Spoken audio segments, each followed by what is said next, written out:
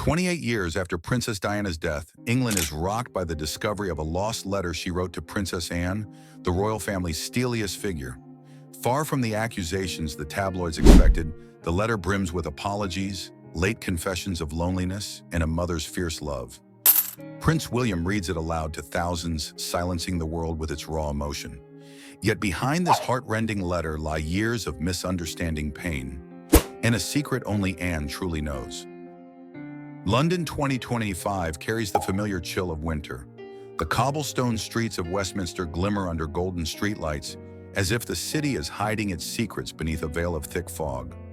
In cozy apartments, Britons flick on their TVs, scroll through their phones, and whisper about a bombshell headline, a lost letter from Princess Diana. The woman who was both an icon of love and tragedy has surfaced.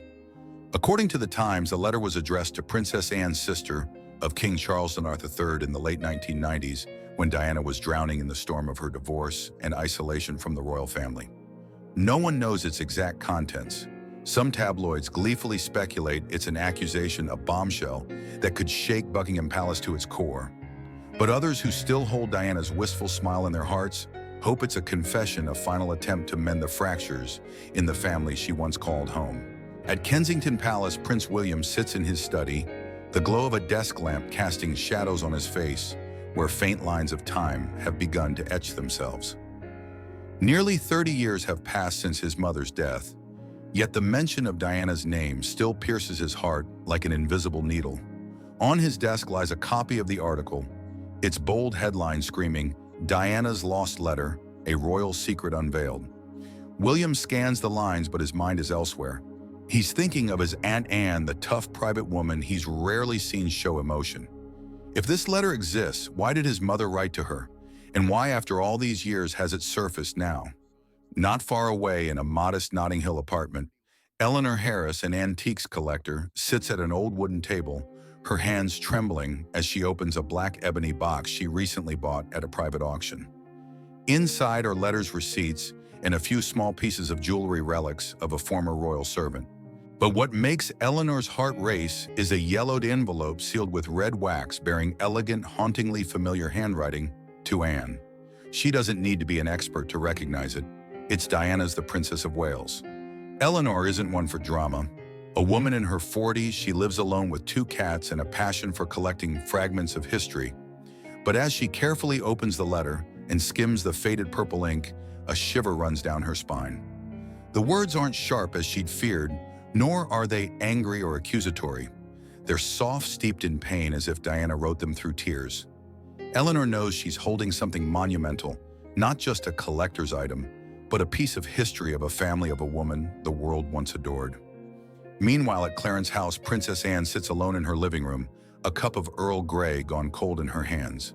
Before her, the BBC Evening News drones on the anchor's voice flat as they report on the lost letter. Anne doesn't blink, but her grip tightens around the porcelain cup. No one in the royal family has mentioned this letter to her, at least not yet.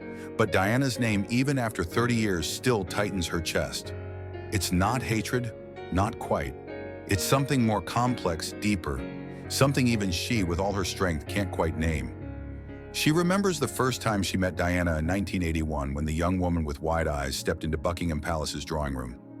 Diana was naive, then her hands clasped tightly to hide her nerves. Anne had watched her, and in that moment she knew this girl would change everything. Not just in the royal family, but in her own life. On London streets, news of the letter spreads like wildfire. In pubs, people argue heatedly, Diana must have written something scathing, right? She never really got along with Anne. On social media, Diana letter trends globally, spawning countless conspiracy theories. But amid the curiosity and excitement, some quietly remember Diana, the woman who walked among crowds with a radiant smile, yet carried a loneliness no one could touch. William stands and walks to the window. The city's high-rise lights twinkle like lost stars.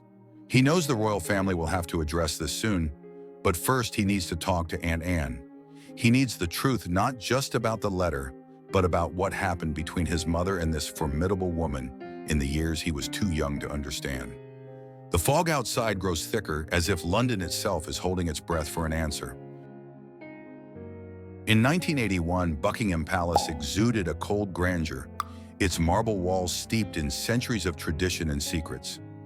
Early summer sunlight filtered through tall windows, casting a glow on the crimson carpet in the grand drawing room, where the royal family prepared to meet a special guest, Lady Diana Spencer, rumored to be Prince Charles's future bride. The air was heavy, not from opulence but from the weight of eyes watching, judging every move of the young woman who stepped through the door. Diana, just 20, felt her heart pound in her chest. The pale blue silk dress she'd chosen so carefully did little to hide the trembling of her hands. She stood in the vast room, her wide eyes scanning the faces, trying to memorize each polite smile. Queen Elizabeth II sat on a velvet chair, her gaze gentle but piercing, assessing. Prince Charles stood beside his mother, his smile stiff, as if he too were playing a role. But it was Princess Anne who sent a chill down Diana's spine. The woman standing in the corner, arms crossed, her dark brown eyes fixed on her without a flicker of warmth. At 31, Anne was the epitome of royal resilience. With her brown hair neatly tied back and a simple yet sharp dress, she radiated the confidence of someone who never needed to vie for attention. But today, Diana's presence, her gentle beauty, her innocent eyes stirred an unease Anne couldn't name. It wasn't jealousy, she told herself. She wasn't the type to chase the spotlight. Yet something about Diana, a soft but powerful energy, made Anne feel as if the royal family's foundation was about to shift. "Welcome, Lady Diana," the Queen said, her voice soft but commanding, silencing the room. "We're delighted to meet you today." Diana curtsied, forcing a bright smile, though her lips quivered. "Thank you, Your Majesty. I'm honored to be here." Her voice was small, almost lost in the cavernous space. She glanced at Charles, hoping for a reassuring look, but he only nodded faintly, his eyes drifting elsewhere. Anne watched from the corner, her lips pressed tight. This girl, she thought, was too young, too fragile. The royal family wasn't a place for delicate souls. She recalled herself a decade earlier, stepping into her role as a princess with a toughness forged from childhood. Anne had never needed pity, and she had no intention of pitying Diana. But when Diana's eyes briefly met hers, Anne felt a spark of unease. Those clear, anxious eyes seemed to plead for acceptance, an acceptance Anne wasn't sure she wanted to give. "Anne," Charles said, breaking the silence, "would you like to ask Lady Diana something? She loves riding. I think you'd have plenty to talk about." Diana blushed, unsure how to respond. She did love horses, but the thought of conversing with Anne, the woman the royals revered for her bluntness and wit, felt like walking a tightrope. Anne raised an eyebrow, her gaze tinged with mockery. "Riding, is it?" Her voice was even but carried a sharp edge. "I'm afraid the horses at Balmoral aren't easily tamed, Lady Diana. Have you ever tried your hand at them?" Diana swallowed hard, feeling every eye in the room on her. I haven't, Your Highness, but I'd love to try." She tried to sound natural, but her nerves made her words rush out. "Try," Anne repeated, a faint smile curling her lips. "The royal family isn't a place for experiments, Miss Spencer. Everything here demands certainty." Anne's words, though not overtly cruel, cut like a blade. Diana's face burned, but she kept smiling, the smile of someone practiced at hiding pain. The Queen, sensing the tension, swiftly changed the subject, asking Diana about her work as a kindergarten teacher. But that moment, the first glance between Diana and Anne, planted the seed of a rift no one in the room yet saw. As the meeting ended, Diana left the room, her hands still clasped tightly. She felt as if she'd survived a test, but also knew she'd failed in Anne's eyes.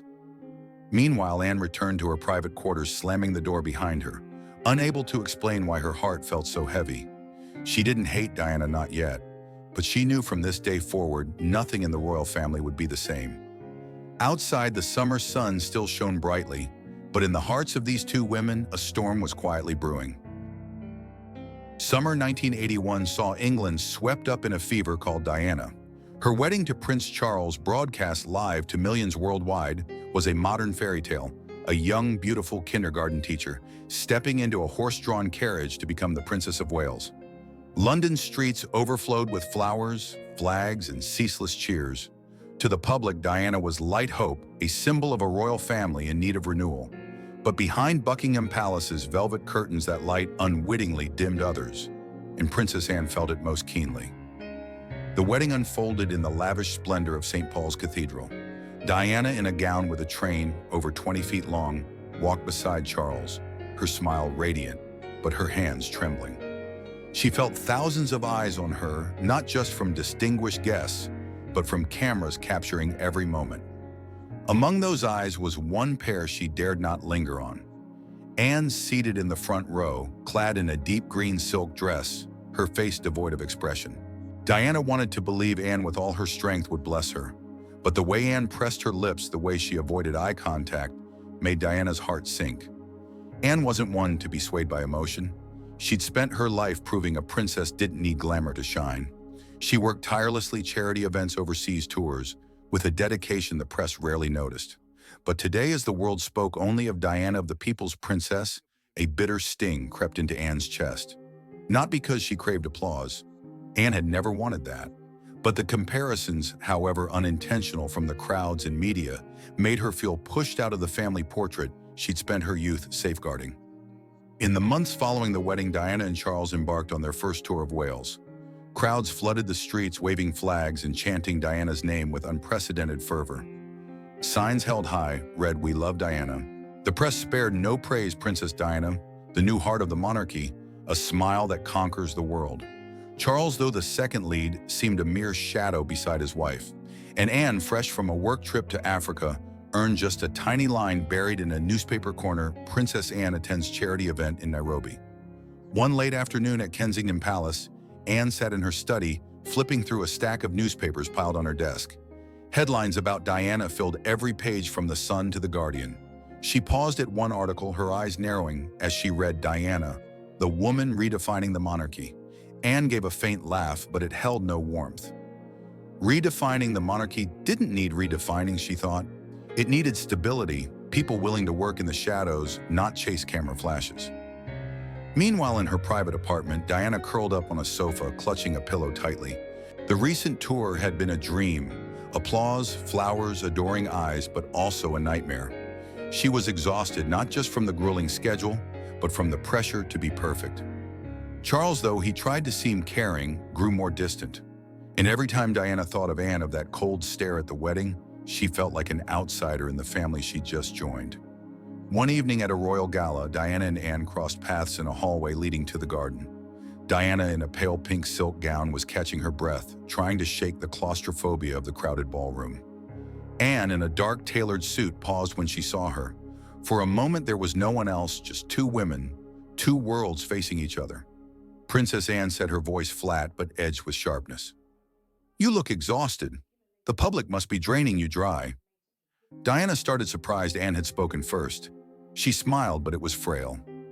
I'm just trying to do my best, Your Highness." Anne raised an eyebrow, her gaze faintly mocking. "Your best? The public doesn't care about that.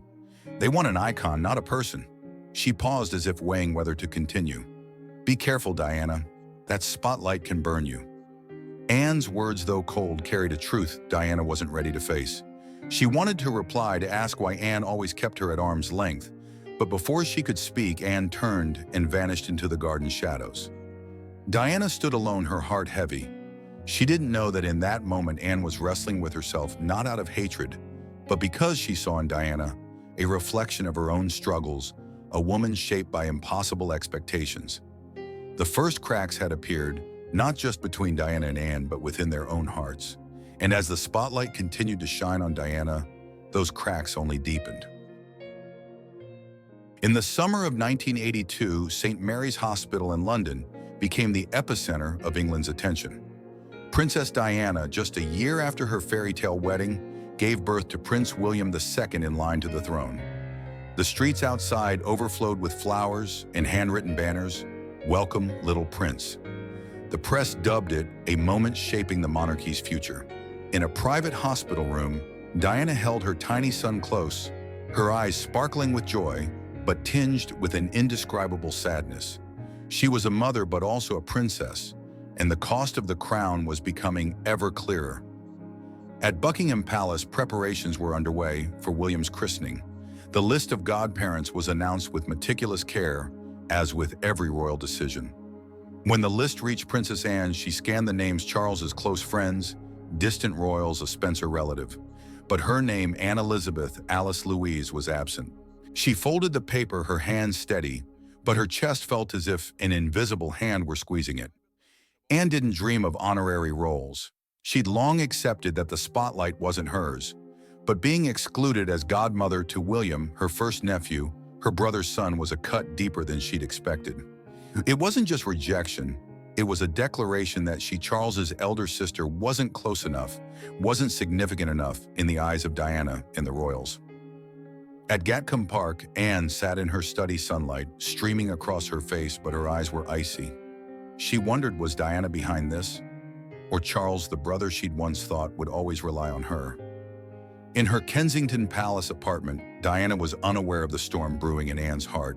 The godparent decision for William had been a tense discussion with Charles, influenced by royal advisors. Diana wanted people close to her, those she trusted, to love William like their own.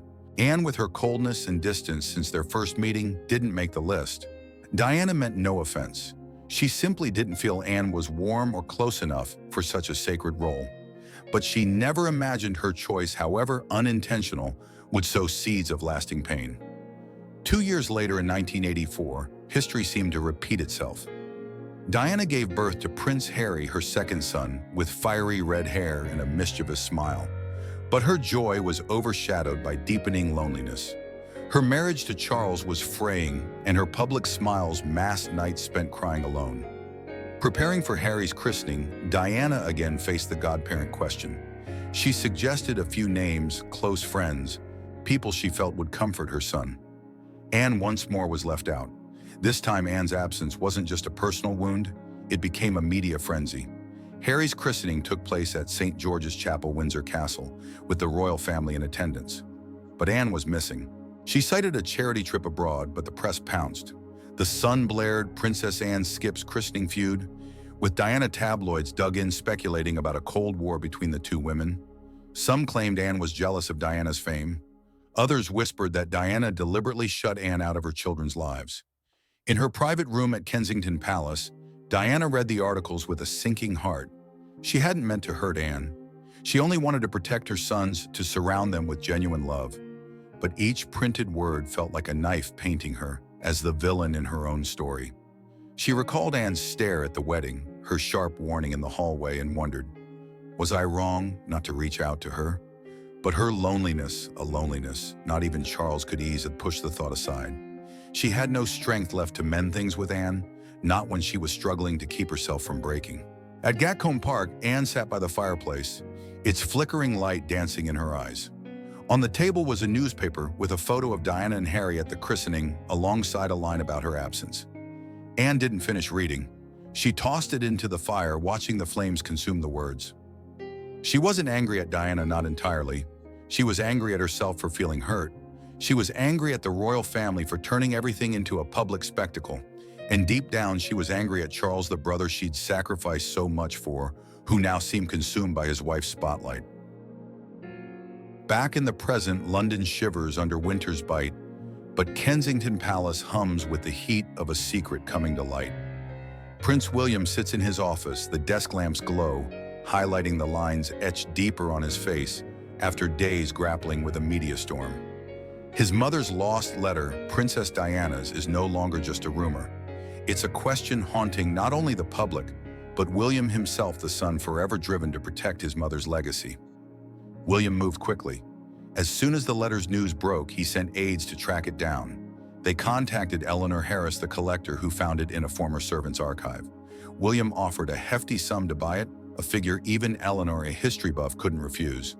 But he didn't just want to own the letter. He wanted to understand it, to know why his mother wrote to Anne, and why after nearly 3 decades it had resurfaced to stir memories he thought were buried. One late afternoon, William drives to Gatcombe Park, where Princess Anne lives a quiet life far from the spotlight. Her home, with its mossy stone walls and neat gardens, radiates simplicity and strength, much like her. As William enters the drawing room, he finds Anne by the window, arms crossed, gazing at the fog-draped garden. She doesn't turn, but her voice, steady and sharp, cuts through the silence. "William," she says, eyes still fixed outside. "You're here about the letter, aren't you?" William nods, though she can't see. He places the yellowed envelope on the table, the letter Eleanor returns still bearing its red wax seal and Diana's graceful script. "I think you should read it first," he says, his voice low but firm. "I need to know the truth. About Mom, about you, about what happened." Anne turns her eyes, betraying a rare flicker of hesitation. She steps to the table, picking up the envelope, her fingers brushing the familiar handwriting. For a moment, time seems to freeze. She recalls 1996 when Diana and Charles finalized their divorce, when England buzzed about the people's princess and the royal family's unhealed wounds. Anne knew Diana wrote many letters then to friends, family as a way to unburden her pain, but she never imagined she was among the recipients. Anne sits the envelope trembling slightly in her hands. She breaks the seal, pulls out the letter and begins to read. The purple ink, though faded, carries Diana's voice, soft, sincere, yet heavy with hurt. Each word is like a pinprick, not because it's sharp, but because it touches corners of Anne's heart she's kept locked for years. "And I know you don't need my apologies, and perhaps you won't want to read this, but I need you to know I never meant to push you away. I only wanted to protect William and Harry, to give them the love I didn't always feel in the royal family. If I hurt you, I'm sorry. I hope one day you'll see that, despite our differences, we both love this family in our own way." As she reads Diana's apology, Anne's chest tightens. She hadn't expected this. She'd braced for blame, resentment, or even empty excuses. Instead, Diana laid bare her own pain, owned her mistakes, and voiced her hope to protect William and Harry. Anne realizes that Diana, despite her fame and adoration, was as lonely as she was. Both women in their own ways were trapped in the royal family's glass cage, shaped by expectations and scarred by misunderstandings. Anne folds the letter and sets it down. She stares out the window where fog still cloaks the garden. A storm of emotions swirls within her, unfamiliar and overwhelming. She's angry at Diana. No, not quite. She's angry at herself for not seeing Diana's pain when she was alive. She's hurt by the years lost when they could have been allies instead of adversaries. And deep down, she feels a strange relief, not for the apology, but because at last she understands Diana, even if it's too late. "Are you going to make it public?" Anne asks, her voice, horse eyes still fixed outside. William shakes his head. "I haven't decided, but I think Mom wanted you to read it. I wanted you to know the truth." Anne doesn't reply. She rises and steps to the fireplace, where flames crackle softly. She holds the letter as if it's the final piece of a puzzle she never wanted to solve. Diana is gone, but her words across 3 decades have reached Anne. And in that moment, Anne, the royal family's strongest woman, feels a silent tear fall. London, August 31st, 2025, marks 28 years since Princess Diana's death. The square outside Kensington Palace is a sea of people with bouquets of violets and white daisies laid neatly by Diana's bronze statue, where she's sculpted with a gentle smile and arms open as if embracing the world. Today's memorial isn't just a time to honor the people's princess, but a moment England awaits an answer to the secret that stirred months of frenzy. What does Diana's lost letter to Princess Anne reveal? Prince William stands at the podium, the afternoon's pale sunlight glinting off his navy suit, highlighting a face both solemn and emotional. Behind him are royal family members, including Princess Anne standing quietly in the front row, hands clasped, her gaze distant. The crowd is silent, only the soft rustle of wind through the trees audible. William takes a deep breath, clutching the letter, a yellowed envelope with purple ink that's become a symbol of his mother's turbulent yet heartfelt life. "Ladies and gentlemen," William begins, his voice warm but weighted with emotion. "Today we gather to remember my mother, Princess Diana, a woman who touched millions of hearts. But beyond an icon, she was my and Harry's mother, a woman who put love and compassion above all." This letter, he holds up the envelope, is part of her legacy. It's not an accusation, not a grievance. It's a voice from her heart, and I believe she wanted it shared. The square holds its breath. TV cameras focus on William lenses, capturing every gesture. Anne, a few steps away, feels her chest tighten. She read the letter at Gatcombe Park in that quiet room with William beside her. But today, as it's shared with the world, she's unsure if she's ready to hear it again. Not out of fear, but because the emotions she's buried for 3 decades are surging stronger than ever. William opens the envelope, pulls out the fragile paper, and reads, his voice clear but trembling with emotion. "Dear Anne, I write these words unsure if you'll read them, but I need to speak, even if only through ink. We never truly understood each other, and I know part of that is my fault. I came to the royal family as a young girl, full of dreams but also fear, and I didn't see the pressures you faced, a strong woman working in the shadows to uphold our family's honor. I hurt you unintentionally through my choices, through moments when I lacked the courage to open my heart. I'm sorry, Anne, not because I think you need my apology, but because I need to admit I was wrong. William and Harry are my everything. Every choice I made, right or wrong, was to protect them, to give them the love I didn't always feel in the royal family. I know you love them too in your way, and I hope one day you'll guide them as you've guided Charles and this family. If I have one wish, it's that we could heal, not for me, but for my boys, for the future of the family we both cherish. William pauses, his voice catching at the end. He looks out at the crowd, seeing tear-streaked faces, hands clasped tightly. All of England falls silent, not from shock, but because they hear Diana's voice, not the princess of the public, but a mother, a woman who lived with wounds and longed to mend them. The letter doesn't accuse or expose dark secrets. It's a confession of motherhood, of hurt, and of a hope, late but sincere. Anne stands still, her eyes glistening, though she fights to keep her face composed. Diana's words, spoken through William's voice, pierce her heart, not with pain, but because they awaken feelings she's long suppressed. She recalls Diana's days alive, the times she could have reached out, could have offered a kind word, but chose silence. She remembers Diana's anxious glance at their first meeting, her frail smile in the palace hallway, and the letters she never received until now. Anne doesn't cry, not because she doesn't want to, but because she doesn't know how to let the tears fall. But inside, a heavy stone lifts, leaving a space both painful and freeing. William closes his speech with a simple plea. My mother taught us that love and forgiveness can heal even the deepest wounds. I hope this letter reminds us of that, not just for the royal family, but for all of us. He steps down, his eyes meeting Anne's for a fleeting moment. She nods slightly, a small but profound gesture, as if to say she understands, accepts, and forgives. The crowd erupts in applause, not the wild cheers of Diana's living days, but a reverent acknowledgement, a deep empathy for the story of two women, Diana who loved and lost so much, and Anne who carried pain in silence. On TV screens, Anne's glistening eyes become the day's emblem, a rare glimpse of the royal family's toughest woman bearing her heart. As the memorial ends, Anne leaves the square, brushing off reporters' questions. She returns to Gatcombe Park, sitting alone by the fireplace, its flames dancing in her eyes. Diana's letter, now the world's, remains a private gift to her, a reminder that however late, healing is possible. She thinks of William and Harry, of Diana's lessons, and of herself, a woman who learned to love through wounds. The letter is closed, but Diana's memory and the lessons of family honor and love live on. And in Anne's heart, for the first time in years, a small spark of peace glows.